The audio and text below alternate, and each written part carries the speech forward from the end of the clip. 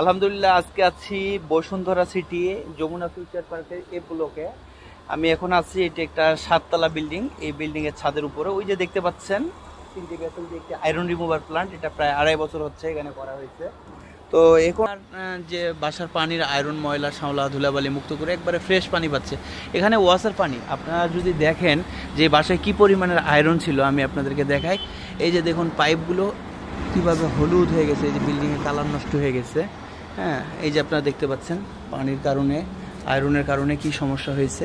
তো আয়রনের যাদের বাড়িতে পানিতে আয়রন আছে, আপনার টাইলস ফিটিং হলুদ হয়ে যাচ্ছে, জামা কাপড় নষ্ট হয়ে যাচ্ছে, আপনার হচ্ছে তরকারির স্বাদ পাচ্ছেন না, খাবারের স্বাদ পাচ্ছেন না, তো আমি বলবো যে আপনারা এই ধরনের একটি প্ল্যান্ট স্থাপন করতে পারবেন।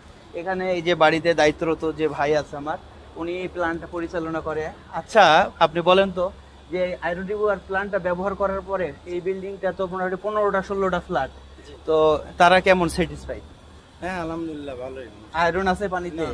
আগে যেভাবে হলুদ হয়ে যেত টাইলস ফিটিং গুলো, এখন হয় না।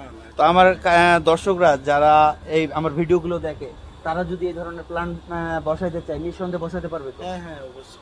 মানে আপনি তো এটা চালান, সপ্তাহে কয়বার ব্যাকওয়াশ দেওয়া লাগে? সপ্তাহে তো একবার। একবার ব্যাকওয়াশ দিলে ময়লাগুলো বের হয়ে চলে যায়। বের হয়ে এমনি কোনো সমস্যা ফেস করেন? জি, মানে এমনি কোনো প্রবলেম হয়? মানে না না না, তেমন কোনো ওই তো সপ্তাহে একবার দিলে একবার যত কালো পানি আছে সবকিছু একবার চলে যাবে। আর ওই ফিল্টারটা কতদিন পর চেঞ্জ করেন? যে একটা সাদা ফিল্টার আছে, ওইটা মাসে একবার করা। মাসে একবার?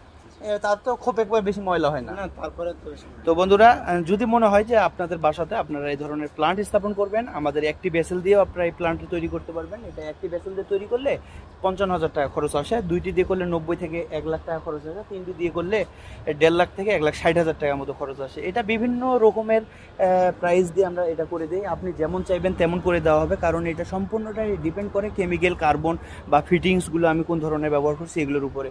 তো দেখা হবে। আমার ভিডিওটা যদি ভালো লাগে তাহলে অবশ্যই আমার ভিডিওটা শেয়ার করবেন। আর যদি আপনি আমার পেজে নতুন হয়ে থাকেন, ওয়াটার সংক্রান্ত ভিডিও আমার পেজে আপলোড করে থাকি, তাহলে পেজটিকে ফলো দিবেন। যদি কোনো প্রশ্ন থাকে কমেন্ট করবেন। আসসালামু আলাইকুম।